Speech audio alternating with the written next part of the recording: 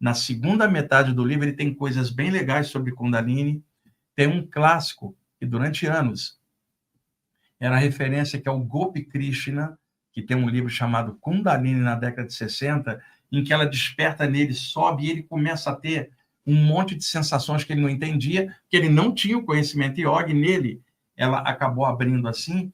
E tem um clássico, cara, do Sir John Woodruff, que usava o pseudônimo de Arthur Avalon, que é The Serpent Power, a Serpente do Poder, que é um clássico de 1917, que eu sou apaixonado por esse livro, e ele traz trechos do Sat Chakra Nirupana, do século XVI, do Swami Purnananda, que compilava muitas coisas de práticas de yoga, do Tantra, e esse livro é um espetáculo, um dos clássicos. Ele morava na Índia, publicou o livro lá em inglês, e o pessoal na Inglaterra não sabia muito na época, porque na época a Índia ainda era colônia britânica, né? Depois, com o tempo, que esse livro foi ganhando uma proeminência.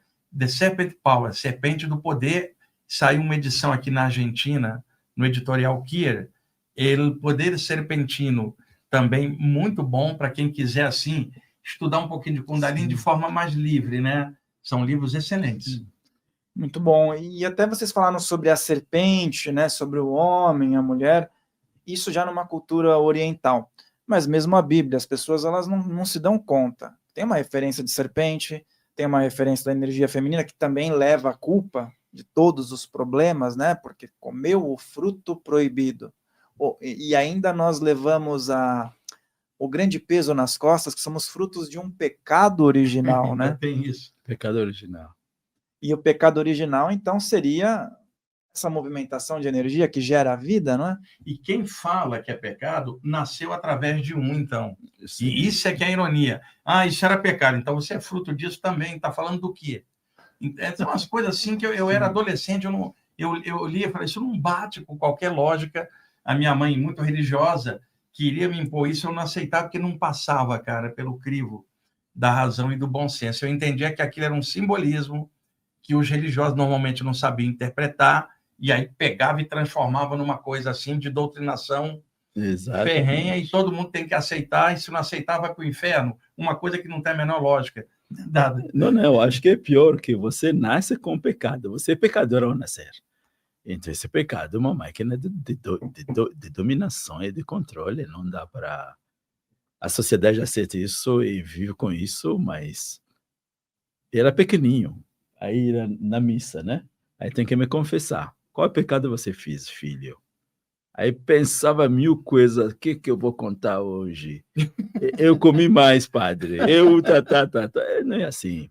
É pecado, não, isso é natural. Agora, o que o Borges acabou de colocar é fundamental, que no chakra aqui, aí que tem a humanidade. Você é humano, quando você começa a desenvolver chakra, o amor nasce, e com esse amor você começa a discernimento do certo e errado, e a capacidade de decidir o que você vai fazer. A força de desapego. E aí, essa parte embaixo, a nossa conduta, é mais emoção animalzinho. Um cachorrinho, um porquinho, qualquer coisa. Agora, para os chakras mais para cima, aí que começa a chegar pessoas mais... com o amor dele está maior. Então, o processo evolutivo, o Tantra, é um processo de transmutar, de sublimar essa natureza animal e natureza humana e divina. É, portanto, essa questão da sexualidade, como foi colocado, do pecado original, não cabe nessa visão. É uma coisa que é forçada na mente, oportunizando do fato que na adolescência todo mundo é quente, aí com a civilização hedonista e materialista, as mentes querem isso, aí acaba sendo a coisa bem popularizada. Quando você coloca lá na internet, eu já pesquisei, o Tantra, todos 20, 100 que vem, são essa parte esquerda da sexualidade. Pouco aparece esses livros que ele está falando, esotérico que ele está falando, o Tantra que está aqui no Brasil não aparece. Então, a sociedade que organiza as coisas dessa forma. Sim, pecado original. E aí, isso daí eu vejo que hoje em dia está muito em alta, são os mecanismos de controle, mecanismos mentais, né, psíquicos. Às vezes é a persuasão que está Sim, envolvida nisso, né? sim, E a gente vê muitos materiais, olha, controle então a sua energia, né? Tenha a retenção sexual, que seja, para que você possa ter mais poder, mais magnetismo. A gente vê muitos slogans disso. E aí muitas pessoas estão com uma fascinação em relação a isso. Eu acho que é o Sim. momento adequado para a gente falar que estão tendo uma expansão de consciência, mas como que a gente consegue diferenciar a expansão de consciência de uma fantasia mental? E outra coisa, esse negócio de controlar, essa é uma sim. palavra, controlar a Kundalini, você não controla a Kundalini, você reequilibra, você não controla a emoção, você transmuta e equilibra. O termo controlar, ele já é repressor, quer dizer, gente que chega e fala assim, eu não me permito ter uma emoção, eu sou controlado mentalmente. São as pessoas que mais precisam de terapia, porque fica focado aqui e não tem humanidade nenhuma. Eu conheci muita gente que tinha muito conhecimento e não tinha a menor fluência daquilo no trato com as pessoas, na comunicação, para poder interagir. A história está repleta de exemplos. A gente tinha na escola professores que eram geniais na matéria, mas que os alunos detestavam porque não tinha didática, não tinha comunicação. Era um poço de conhecimento, não era uma fonte que jorrava. E haviam outros professores e professoras que você sentia um pouco mais de humanidade, a aula era ótima. Você gostava do professor, se apaixonava pela matéria, pela questão Sim. da fluência, né? Então, ficou muito esse negócio de controle de Kundalini, que, na verdade, não é controle, é a gente trabalhar, reequilibrar e fluir com isso para melhorar o caráter, melhorar a humanidade, senão não funciona. E a maioria, o Fael, está atrás de poderes parapsíquicos variados, Sim. né? Eu quero mexer com essa Kundalini porque eu ouvi dizer que rejuvenesce. Veja, o foco das pessoas não é o caráter dela. Tipo assim, se eu trabalhar com isso, eu melhoro o que eu penso, o que eu sinto e o meu caráter. A maioria não busca esses temas por um propósito consciencial. Busca, por exemplo, alguns grupos de yoga, saindo um pouco do Tantra. Muita gente hoje pensa que yoga é aeróbico oriental. Você chega na academia de yoga, tem um rapaz, uma moça jovem, saradão, assim, vamos. Isso é malhação oriental. O yoga, como Patanjali, nos aforismos do yoga, os 8 passos, colocou, não era só um processo físico, ele era psíquico, bioenergético, consciencial, e o 8º passo do Patanjali era o Samadhi, a expansão. Então, é um equilíbrio. Quando você fala controlar Kundalini ou controlar a energia para isso ou aquilo, já de per si está errado. O lance é como equilibrar a mim mesmo para que, no conjunto, eu possa emergir como um ser humano mais criativo, mais consciente, mais compreensivo, mais inteligente, que isto me melhore. Não é isto que aparece na amostragem, principalmente na internet, quando você procura, é justamente o que Dada falou. É um monte de gente presa só num fenômeno e não ultrapassa o chakra umbilical. E outra coisa que isso já desde a Índia Antiga acontecia. Você imagina um yogi lá no alto do Himalaia e lá embaixo tem uma cidade. Sim. Esse yogi está isolado, tá? E aí, muitas vezes, alguns deles expandiam a consciência e abraçavam a humanidade em silêncio. Quer dizer, ajudavam nos bastidores, são os grandes mestres. Sim. Porém, muitos iam para lá e ficavam presos no próprio ego da renúncia. Sim. E olhava lá para baixo e falava, tá vendo eles lá? Nenhum deles tem a experiência espiritual que eu tenho, que era um ego enorme. Então, esse pessoal, eu costumo brincar, eles não tinham o samadhi, a expansão, eles tinham o samadhi do egão, cara. Ficava preso no arcabouço mental, se sentindo superior, e ali fantasiava uma série de coisas. Hoje, muita gente que estuda temas espirituais pode fazer a mesma coisa. Você vai saber se alguém melhorou nisso pela atitude dela e o caráter. Porque não adianta eu ficar isolado e falar, estou no meu samadhi, sabe? Se não há compartilhamento daquilo para a humanidade, nem que seja em silêncio, uma energia, né? Sem julgamento de nada. Agora, quando a pessoa transforma isso em serviço, em atuações, em qualquer nível, que beneficia o meio, beneficia ela, e todo mundo cresce, você vê claramente que esse está na senda certa. A atitude revela mais do que o discurso ou a suposta experiência mística de alguém. Sim. Verdade. Caro, você falou tudo. É isso aí. Essas coisas que você falou, de energizar, de magnetismo, de tudo, a noção da prática espiritual é a harmonização para integrar a si mesmo. Nem é muito para mostrar para alguém lá fora ou influenciar outro lá fora. No momento que vem essa coisa de você querendo se projetar e mostrar algo para alguém, você já está na armadilha do ego inferior, né? E é verdade que com a cultura mental que foi explicada, alguém que controla a sexualidade é uma energia forte que ele gera. Só que essa energia é capenga, porque é um bloqueio, a não ser que ele tenha uma devoção muito grande, nem vai ser chamado mais de controlar, se harmonizar. Isso. Se harmonizar. Você come quando tem fome e você não come quando você não tem fome. Agora não vou ficar com fome e dizer não vou comer porque eu vou controlar a minha fome. Sou um louco. Vou comer quando tem fome, vou dormir quando tem sono. Não precisa, para a evolução espiritual, ter condutas extravagantes. Por exemplo, as pessoas me falam, Dada, você já fez jejum de mais de um dia? Falei, olha, estou nesse planeta há poucos dias. Aqui tem açaí no Brasil, tem açaí, tem cupuaçu no Brasil, tem tanta coisa. Por que eu vou ficar de jejum? Por que eu vou ficar de jejum? Né? Se o jejum é bom, ele é bom. Mas a minha meta não é o jejum. A minha meta é me harmonizar, me conectar com o divino. Claro, fazer exercício de ficar de jejum para você se desconectar com a matéria. São exercícios possíveis, mas não colocar eles como prática essencial do processo espiritual. No Tantra, nós temos jejum na lua cheia, na lua nova e nos Ekadashis, 11 dias depois. Tudo para controlar o fluxo dos líquidos no corpo. Aí já mete um jejum de 24 horas. Agora, você fazer um jejum de 30 dias, 60 dias, tá ótimo. Você vai ganhar força, você vai ter controle de muita coisa. Aplica isso na sociedade, né? Faça algo para a humanidade.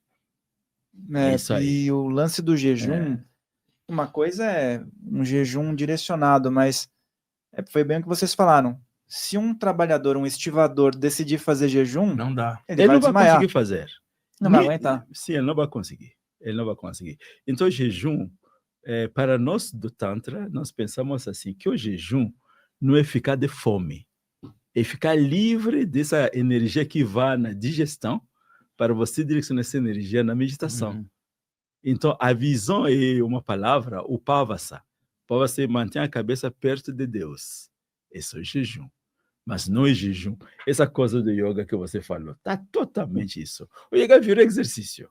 É bom que vira exercício, mas é como correr, né? Fazer, jogar bola, é tudo. A visão do autoconhecimento que tem no yoga, que é serviço ao próximo, é autoconhecimento de si, se não existe nessas práticas, aí é estéril, passa tempo. E o Patanjali, codificador do yoga, ele estabelecia 8 passos, 8 parâmetros para qualquer seguidor da filosofia do yoga. Yama, Niyama, Asanas, Pranayama, Pratyahara, Dharana, Dhyana e Samadhi. Cada um desses passos tem derivações de subpassos. Então, o Yama, entre os seus 5 pontos, seria algo mais ou menos assim. Não destrua, não prejudica, que seria um conjuntinho de valores aqui. O Niyama, pelo contrário, produza algo criativo. Veja, não destrua, o primeiro parâmetro. O segundo Niyama, produza algo criativo que melhore você, ao meio onde você está.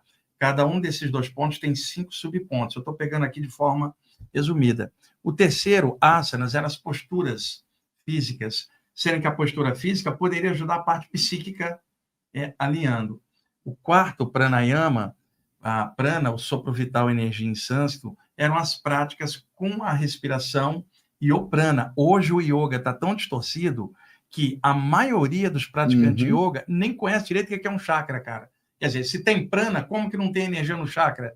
É só prática respiratória. A parte física de alongamento, que é excelente, a parte respiratória, que é excelente. Mas a parte do sopro vital do prana ficou secundária, cara. Você fala assim, aí o chakra, não, meu negócio é a respiração. Muitos estudantes de yoga hoje mal sabem o que é um chakra, e quando sabe é só teoricamente. O quinto passo é o pratyahara, a interiorização, mergulha para dentro, se descobre. O sexto é dharana, que é concentração. O sétimo é dhyana, que é meditação. Samadhi, o oitavo, que é a expansão da consciência. Então, você tem uma progressão em 8 passos. Para muita gente aqui, é só o terceiro e o quarto. Asanas, que é a postura física, e quarto, que é a respiração e o prana. As outras partes ficam... Quer dizer, um yoga, assim, totalmente cristalizado e materializado. É claro que tem muitos professores de yoga bons que tratam disso no conjunto. Mas eu estou falando dentro da média popular. Isso. Existem muitos grupos de yoga que não contêm esses valores, que o Patanjali tanto prezava, os 8 passos, não era só a parte física. E o jejum, Rafael, ele é bom para a saúde quando orientado. Ele é bom de vez em quando. Exagerar com isso, não. E aí, eu vou entrar num tema que eu acho que é essencial. O verdadeiro jejum é jejum emocional e mental, cara. Tipo assim, eu não como isso, mas eu penso mal de você. Que adianta esse jejum? Eu não como isso, mas eu estou julgando o próximo. Então, é necessário um jejum consciencial. Não adianta só o jejum material. Porque se você não estiver trabalhando como um todo, o seu jejum só está sendo uma prática física, que qualquer médico pode falar, faz jejum de 24 horas que você vai fazer a cirurgia amanhã. Até isso tem. Mas o jejum orientado pode ajudar, desde que ele esteja dentro de um conjunto de coisas, tipo, meu jejum aqui, por uma estratégia para deixar meu corpo melhor. E, ao mesmo tempo, jejum de emoção pesada e jejum de pensamento ruim. E é essa parte que é a mais importante. A parte interior, né, sempre é negligenciada. Outro dia eu estava conversando e surgiu esse termo. Nós crescemos, né, pelo menos no Brasil, como analfabetos em relação à nossa própria energia, em relação à movimentação e tudo mais.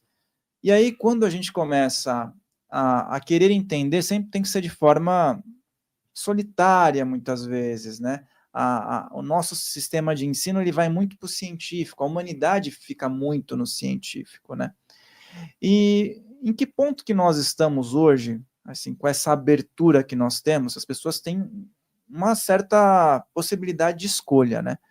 Mas, assim, dentro do trabalho que vocês realizam, que vem com a energia, que vem com a orientação, vocês consideram que a gente está em que ponto hoje da humanidade de abertura para aceitação desses tipos de assuntos no cotidiano do ser humano? Porque nós temos bastante alcance, bastante pessoas enxergam e estão procurando, mas ao mesmo tempo você parece um ser de outro planeta quando você vai conversar com alguma pessoa e fala sobre isso, né?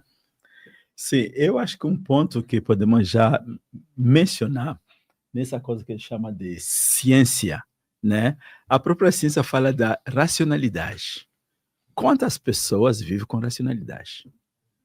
E não pelos seus instintos. Algo que ouviu, algo que eles estudam há 10, 20 anos, você encontra a racionalidade, o pensamento analítico e decisão mais objetivas, coisa da faculdade. Quando voltam em casa, estão vivendo como eles querem, né? Então, esse é um primeiro ponto. Agora, para essas coisas que você está falando, o erro maior que aconteceu é ter separado a espiritualidade da matéria, e criando que a matéria é uma coisa e a espiritualidade é outra coisa, quando, na verdade, essa matéria é nada mais que o reflexo da minha própria mente. Nesse campo da espiritualidade, acredito que o Borges também está falando isso, a matéria e a espiritualidade é uma coisa só. Tem a minha alma, a minha mente, tem os corpos, e lá no final tem o físico. Então tem que juntar esses aqui. Então a ciência está com uma posição, nós endeusamos ela, que é bom para evitar o charlatanismo, mas no campo do conhecimento, ela eliminou todas as coisas que não têm nada a ver com materialidade objetiva, que são as coisas mais importantes para o ser humano. Por exemplo, o amor para sua mãe. Como que você pesa isso? Como você mede isso? Não existe na ciência. Alguém que adoece porque alguém o traiu. Ele confiava em alguém muito. Esse alguém o traiu. Adoece e morre. A ciência não tem esses valores. A sociedade fala de consumo, de consumo, de consumo. Qual é a atitude das mentes dos consumidores? na sociedade. Se não cuidar das mentes deles, nós vamos precisar consumir o planeta Terra e consumir outro planeta Terra e outro planeta Terra. A parte psíquica e psicoespiritual não é muito não é muito experienciado de forma no dia a dia no planeta hoje. Então, o que eu posso falar? É natural que as pessoas fiquem estranhando, especialmente quando você anda assim. Ele é muito mais esperto. Ele anda bem natural, escondidinho, quietinho, dentro ali, está bem tranquilo. Assim, os meninos chamam Aladdin. Aladdin. Os meninos bons. Outro fala, Osama Bin Laden. Osama Bin Laden. Então fica mesmo estranho mesmo, né? Fica mesmo estranho. Mas o negócio é esse, que a espiritualidade, todo mundo tem. Todo mundo está correndo atrás de algo a mais. Algo que dá paz. Algo... Só que as mentes ainda não chegaram a analisar isso. Isso colocado, eu acho que o planeta como um todo está avançando muito. Apesar da bandidagem que tem no planeta, quando cheguei aqui em 98, você organizou uma palestra de yoga, era 1 ou 2 pessoas. Hoje estamos tendo os podcasts falando de yoga, falando de espiritualidade. Então, a sociedade se abriu mais e acho que coisas estão mudando.